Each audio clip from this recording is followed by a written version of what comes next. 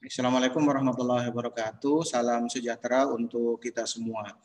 Hari ini saya akan menjelaskan tentang salah satu prinsip yang harus ada di sistem operasi modern saat ini. Bahwasannya sistem operasi modern saat ini dituntut untuk bisa melakukan beberapa teks yang sangat dibutuhkan oleh masyarakat saat ini.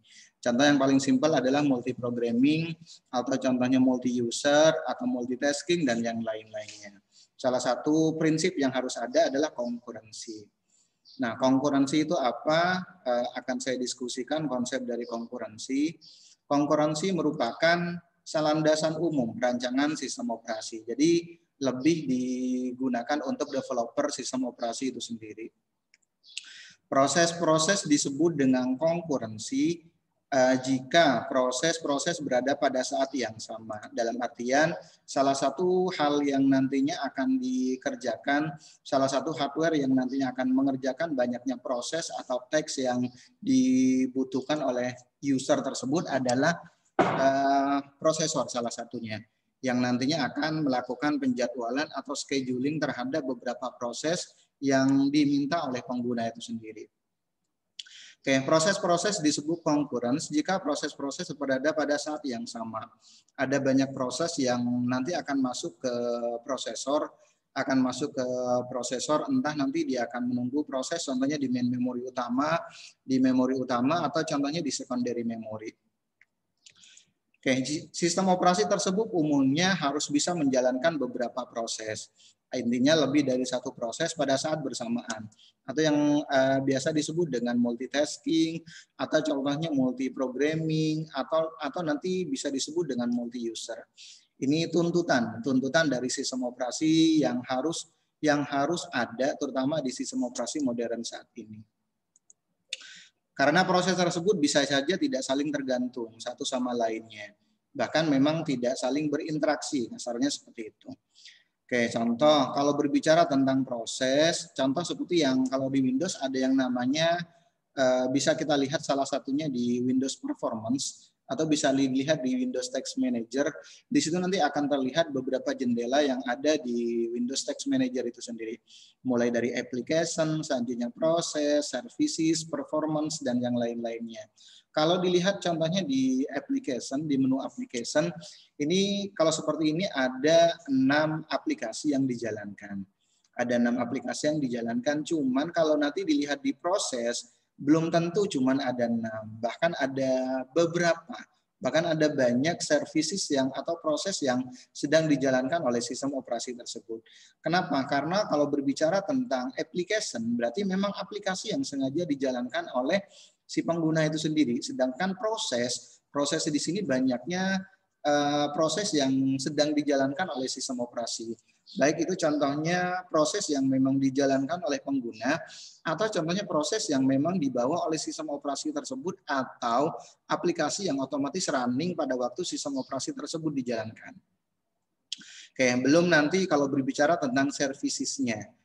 Oke, servicesnya biasanya lebih banyak, sehingga nanti akan muncul yang namanya performance. Dari performance tersebut nanti akan kelihatan kinerja dari hardware yang ada di komputer itu sendiri. Mulai dari contohnya, kalau yang di sebelah kiri, ini contohnya tampilan dari Windows 10 ke bawah, Windows 7, tapi kalau yang Windows 10 kurang lebih tampilannya seperti yang sebelah kanan ini.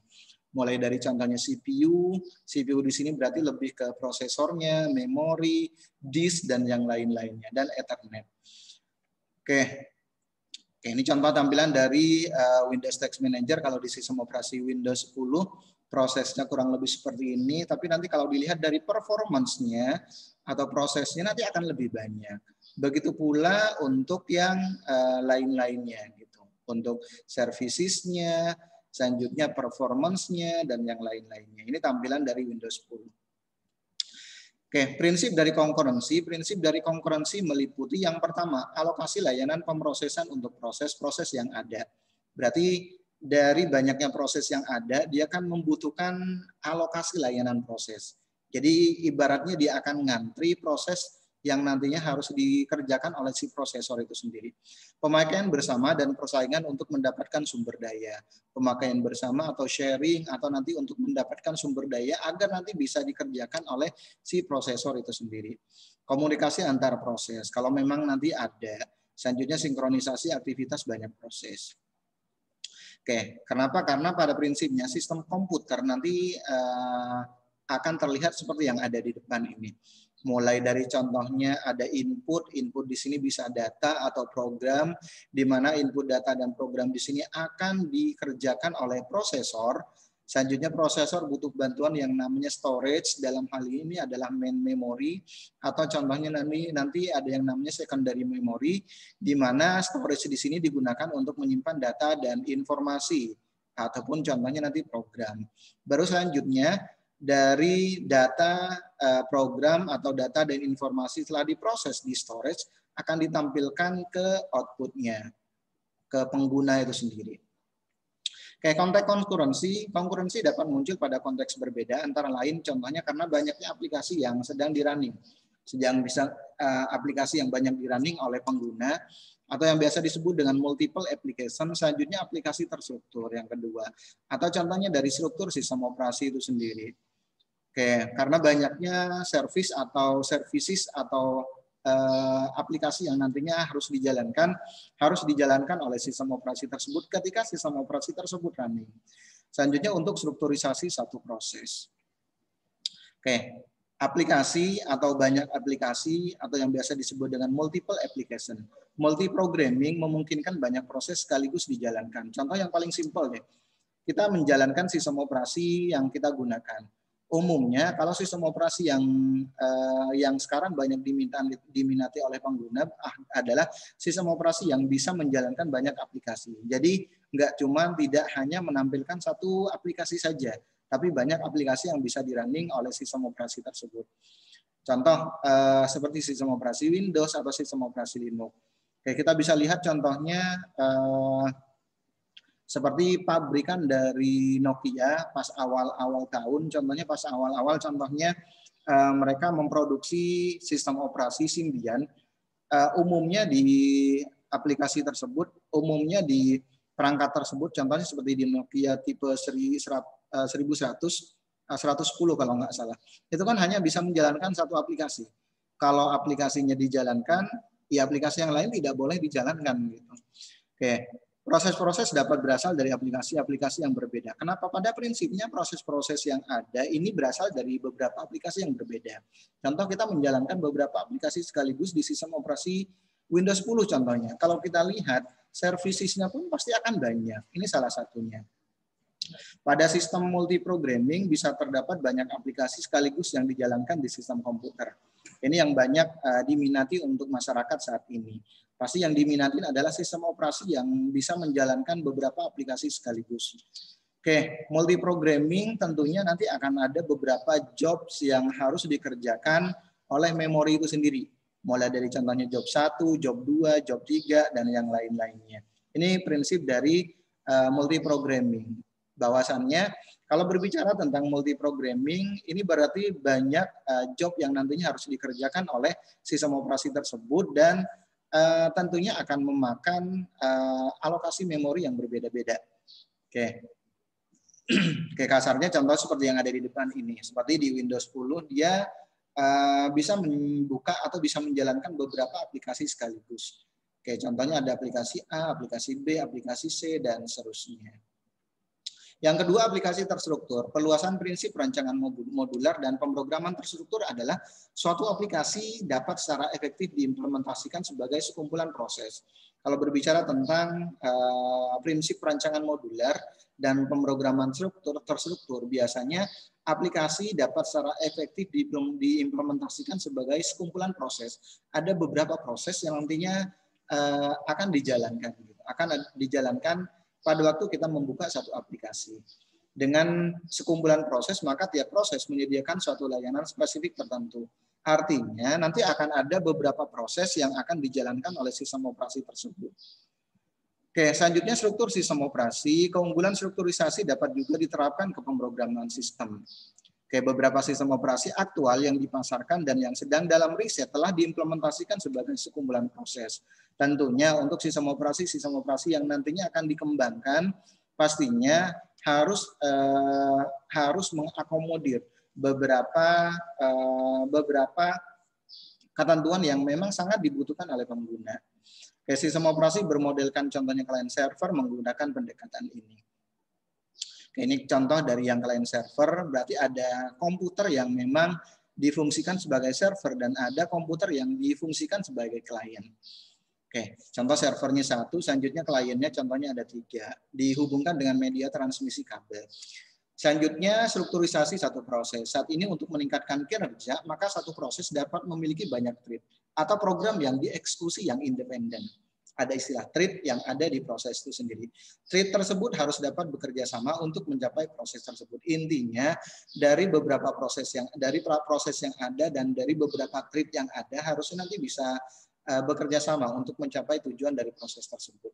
Oke, balik lagi ke yang tadi yang Windows Performance atau Windows Task Manager yang ada di sistem operasi Windows. Kayak tentunya yang nantinya akan mengerjakan beberapa proses adalah prosesor. Nah, untuk saat ini pabrikan dari prosesor kan hanya ada 2 untuk saat ini, yaitu masih ada Intel dan AMD. Oke, untuk konkurensi pemakaian bersama sumber daya global biasanya. Yang kedua pengelolaan sumber daya agar nanti optimal. Alokasi sumber daya nanti agar optimal. Selanjutnya pencarian kesalahan program atau yang biasa disebut dengan bug. Ini yang nantinya akan dikerjakan oleh yang namanya konkurensi. Harus ada di sistem operasi. Pemakaian sumber daya global, selanjutnya pengalokasian sumber daya yang optimal agar optimal. Kalau nanti ada bug atau error, setidak-tidaknya nanti akan muncul yang namanya warning. Yang pertama tentang pemakaian sumber daya global. Jika 2 proses menggunakan variabel global yang sama, serta keduanya membaca dan menulis variabel itu, maka urutan terjadinya pembacaan dan penulisan terhadap variabel bersama menjadi kritis. Ini kalau berbicara tentang pemakaian sumber daya global. Contoh, kalau kita belajar bahasa pemrograman, kalau kita masuk ke fokus ke materi tentang variabel, pada waktu kita mengonfigurasi variabel, pada waktu kita deklarasi variabel, ada yang namanya variabel lokal dan variabel global. Nah, variabel lokal dia kan hanya bisa dibaca di scope variabel itu saja. Tapi kalau yang global variabel nanti dia akan bisa dibaca di semua sub atau di semua scope yang ada di variabel itu sendiri, yang ada di source code itu sendiri. Tentunya kalau kita menggunakan beberapa variabel global, nanti keduanya akan membaca dan menulis variabel tersebut. Nah, urutan yang harus dikerjakan yang mana? Ini yang harus difahamin yang harus diakomodir oleh sistem operasi yang modern saat ini. Yang kedua, pengelolaan sumber daya. Jika proses A contohnya meminta suatu kanal masukan atau keluaran tertentu dan dipenuhi, permintaan tersebut dapat ditunda sebelum menggunakan kanal tersebut. Intinya ada yang namanya proses yang nantinya akan dikerjakan oleh prosesor itu sendiri. Nah, untuk yang pekerjaan yang nantinya akan dikerjakan oleh prosesor, di sini kan ada tiga penjadwalan. Kalau berbicara tentang prosesor, ada penjadwalan jangka pendek, ada penjadwalan jangka menengah, dan ada penjadwalan jangka panjang. Nah, untuk penjadwalan jangka pendek biasanya kan dia sudah ada di main memory atau di memori utama. Sedangkan kalau untuk yang penjadwalan jangka menengah biasanya ada di secondary memory. Oke, dia berarti menunggu untuk dikerjakan oleh si prosesor itu sendiri. Jika sistem operasi mempunyai kebijaksanaan mengunci kanal dan mencegah proses-proses lain menggunakan kanal itu, maka tindakan ini jelas hanya menghasilkan inefisiensi sistem komputer. Oke, jadi setidak-tidaknya sistem operasi harus bisa mengakomodir pengelolaan sumber daya. Yang berikutnya contoh seperti ini untuk yang ada di sistem operasi Windows. Selanjutnya pencarian kesalahan program. Yang ketiga yang harus ada di konkurensi itu sendiri. Pencarian kesalahan program. Contoh pencarian kesalahan pada program konkurens lebih sulit dibandingkan dengan pencarian kesalahan pada program-program sequence. Oke, ini kalau berbicara tentang beberapa hal yang harus ada di sistem operasi saat ini. Oke, prinsip tentang konkurensi pada proses-proses konkuren yang berinteraksi mempunyai beberapa masalah yang harus diselesaikan. Oke, setidak-tidaknya ada 3 sebenarnya kalau berbicara tentang masalah yang ada di konkurensi. Yang pertama ada istilah mutual exclusion. Yang kedua ada yang namanya deadlock. Ketiga yang paling parah biasanya disebut dengan starvation. Masalah-masalah di atas akan timbul apabila sistem operasi menjalankan beberapa proses pada saat yang bersamaan. Sedangkan di satu sisi sistem operasi dituntut untuk bisa menjalankan beberapa proses sekaligus. Tapi di sisi lain akan muncul masalah-masalah yang harus diselesaikan. Entah nanti adalah mutual exclusion, yang kedua deadlock, yang ketiga bisa yang namanya starvation. Yang pertama yang akan saya bahas adalah mutual exclusion. Mutual exclusion itu apa? Merupakan persoalan untuk menjamin hanya satu proses yang mengakses sumber daya pada interval waktu tertentu. Jadi yang disebut dengan mutual exclusion adalah persoalan untuk menjamin hanya satu proses yang mengakses sumber daya pada satu interval waktu tertentu. Harusnya sumber daya yang tidak dapat dipakai bersama pada saat bersamaan. Ini kalau berbicara tentang mutual exclusion. Pentingnya mutual exclusion dapat dilihat pada ilustrasi eksklusi diamond printer. Pada waktu contohnya kita menggunakan printer contohnya secara bersama-sama. Artinya komputer tersebut nanti akan di-sharing di beberapa ke beberapa komputer. PC A, PC B, PC C contohnya. PC A, PC B, dan PC C dia akan melakukan ngeprint. Dia akan ngeprint ke printer A, ke printer tersebut contohnya. Yang mana yang akan dikerjakan pertama kali? Diamond untuk printer adalah proses penjadwalan dan pengendalian untuk mencetak berkas-berkas di printer. Sehingga seolah-olah printer dapat digunakan secara simultan oleh proses-proses yang ada. Ada beberapa proses atau ada beberapa user yang minta untuk melakukan print terhadap dokumen yang dia inginkan. Yang mana yang nantinya akan dikerjakan pertama kali. Makanya ada yang namanya scheduling nanti. Kalau di printer ada yang disebut dengan eksekusi diamond printer. Contoh seperti yang ini biasanya menggunakan protokol kalau seumpamanya kita menggunakan IP yang ada di printer. Selanjutnya kita aktifkan. Contohnya kalau seumpamanya ada beberapa printer yang akan kita gunakan.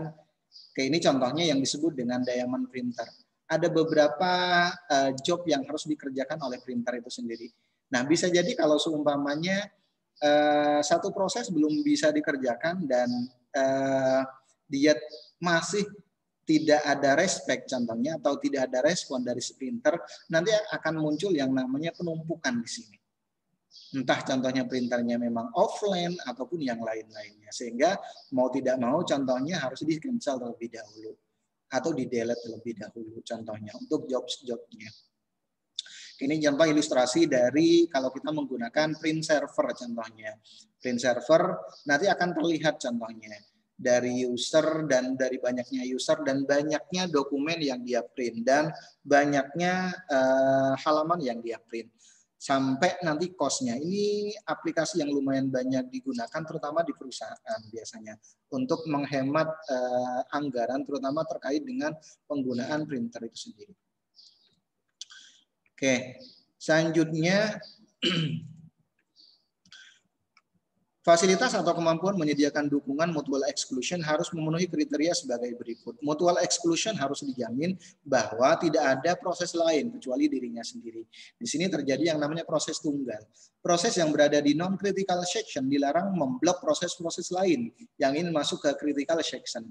Hal ini bisa jadi yang namanya nanti starvation salah satunya. Jadi setidak-tidaknya sistem operasi yang modern harus bisa mengakomodir ini. Berikutnya harus dijamin bahwa proses yang ingin masuk ke critical section tidak menunggu selama waktu yang tidak terhingga.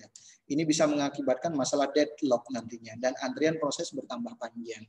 Jadi antrian yang ada, proses yang ingin masuk ke critical section tidak menunggu waktu yang tak terhingga. Dalam artian ada waktunya gitu meskipun menunggu. Ketika tidak ada proses pada critical section, maka proses yang ingin masuk ke critical section harus diizinkan masuk tanpa waktu tunda. Tidak ada asumsi mengenai kecepatan relatif proses atau jumlah proses yang ada. Yang ketujuh proses hanya tinggal pada critical section selama satu waktu yang tidak terhingga. Yang kedua, permasalahan yang ada di konkurensi, yang kedua ada yang namanya deadlock. Deadlock merupakan suatu kondisi di mana dua proses atau lebih tidak dapat meneruskan eksekusinya oleh proses. Ada 2 proses atau lebih tidak dapat meneruskan eksekusinya oleh pemroses. Pada umumnya deadlock terjadi karena proses mengalami starvation biasanya awalnya. Karena prosesnya starvation, suatu job sedang dieksekusi dan eksekusi job tersebut tidak ada hentinya. Tidak diketahui kapan berhentinya proses tersebut, atau bahkan job yang antri bisa dikatakan mempunyai status mati. Padahal proses lain sedang menunggu sumber daya proses yang ada. Ini istilahnya deadlock. Jadi contoh seperti yang ada di depan ini contohnya. Ilustrasi deadlock contohnya kalau di kendaraan, contohnya seperti yang ada di depan ini, transportasi contohnya di sini sebelum masuk ke terowongan ada dua jalur. Berarti jalur untuk apa namanya, jalur A dan jalur B. Cuman dia akan mengecil ketika akan masuk ke terowongan. Oke. Selanjutnya, kondisi deadlock merupakan kondisi terparah karena banyak proses dapat terlibat dan semuanya tidak dapat mengakhiri proses secara benar. Dapat dilihat bahwa kedua mobil yang berada di tengah-tengah jembatan tidak dapat maju dan hanya menunggu. Kenapa? Karena kendaraan yang dari belakang atau yang dari depan dia nggak ada yang mau ngalah gitu. Penyelesaian dari masalah tersebut adalah salah satu dari mobil tersebut mundur sehingga mobil yang lainnya dapat maju. Mobil pada kasus ini adalah proses, sedangkan jembatan adalah sumber daya. Kedua mobil berebut dan menggunakan sumber daya, namun karena sumber daya tersebut hanya dapat digunakan oleh satu proses saja, maka terjadi yang namanya deadlock. Oke, kondisi tersebut bila terjadi dalam waktu yang lama dapat menyebabkan yang namanya starvation. Contoh yang paling simpel deh, pada waktu kalau berbicara tentang transportasi, pada waktu contohnya kita berkendara di lampu merah. Kondisinya hujan, lampu merah, biasanya sudah nggak ada yang mau ngalah, dan perempatan ini yang biasanya sering terjadi. Oke, contoh seperti yang ada di depan ini. Ini ilustrasi dari deadlock. Mengendalikan deadlock menggunakan suatu protokol untuk meyakinkan bahwa sistem tidak pernah mengalami deadlock. Jadi harus ada protokol mengizinkan sistem mengalami deadlock, namun kemudian harus segera dapat memperbaikinya. Yang ketiga, mengabaikan semua masalah dan menganggap deadlock tidak akan pernah terjadi lagi di dalam sistem. Oke, yang ketiga ada yang namanya starvation, keadaan di mana pemberian akses bergantian terus-menerus dan pada suatu proses yang tidak mendapat, ada satu proses yang tidak mendapat giliran. Sedangkan banyak proses yang sedang nunggu gitu, untuk diproses oleh prosesor. Juga dapat dimaksudkan bahwa kondisi bila beberapa proses menunggu alokasi sumber daya sampai tidak berhingga, sementara proses-proses lain dapat memperoleh alokasi sumber daya. Ada beberapa proses yang tidak dapat alokasi sumber daya, kasarnya seperti itu. Tidak bisa diproses oleh prosesor. Hal ini disebabkan bisa pada kebijaksanaan atau strategi alokasi memori, alokasi sumber daya yang ada, entah itu memori ataupun yang lain-lainnya. Kondisi seperti ini harus dihindari pada sistem operasi karena tidak adil, tapi dikehendaki penghindaran dilakukan seefisien mungkin. Penanganan ini merupakan persoalan yang sulit untuk menemui kriteria yang benar, adil, dan efisien untuk suatu strategi sistem operasi. Contoh starvation, contohnya ilustrasi starvation, terdapat 3 proses, ada proses 1, 2, dan 3, P1, P2, dan P3. P1, P2, dan P3 memerlukan pengaksesan sumber daya R secara periodik. Selanjutnya skenario-nya berikut. P1 sedang diberikan sumber daya R, sedangkan P2 dan P3 kan di blok menunggu sumber daya R. Ketika P1 keluar dari critical section, maka P2 dan P3 diizinkan untuk mengakses. Berarti kan dua-duanya nih yang diizinkan. Oke, setelah P1 selesai. Asumsinya P3 diberi hak akses, kemudian setelah selesai hak akses kembali diberikan ke P1 yang saat itu kembali membutuhkan sumber daya R. Jika pemberian hak akses bergantian terus-menerus antara P1 dan P3, maka P2 tidak pernah memperoleh pengaksesan sumber daya R. Dalam kondisi ini memang tidak terjadi deadlock, hanya saja P2 mengalami starvation, tidak ada kesempatan untuk dilayani oleh main memory itu sendiri. Pokok penyelesaian masalah konkurensi pada dasarnya penyelesaian masalah konkurensi terbagi menjadi 2. Yang pertama, mengasumsikan adanya memori yang digunakan bersama. Jadi ada istilah virtual memory nanti. Tidak mengasumsikan adanya memori yang digunakan bersama. Adanya memori bersama lebih mempermudah dalam penyelesaian masalah konkurensi. Ini kalau berbicara tentang pokok penyelesaian masalah yang terjadi di konkurensi. Oke, jadi ada beberapa fitur, ada beberapa konsep atau ada beberapa fitur komponen yang harus disiapkan oleh sistem operasi, terutama sistem operasi modern saat ini, terutama yang terkait dengan masalah konkurensi. Kenapa? Karena sistem operasi modern saat ini sangat dituntut untuk bisa melakukan multi programming, multi service atau multi user contohnya, atau contohnya nanti yang disebut dengan multi proses. Oke, cuman kendalanya kalau seumpamanya ada yang namanya multi programming atau multi user atau contohnya multi user, multi programming atau contohnya multi proses, ada beberapa masalah yang nantinya bisa muncul. Yang pertama ada yang namanya mutual exclusion, kedua starvation, terakhir ada yang namanya deadlock. Ini yang harus diakomodir, harus diatasi oleh sistem operasi saat ini. Oke, demikian penjelasan dari materi konkurensi. Mohon maaf kalau ada kata-kata yang kurang berkenan. Saya akhiri. Assalamualaikum warahmatullahi wabarakatuh dan salam sejahtera untuk kita semuanya.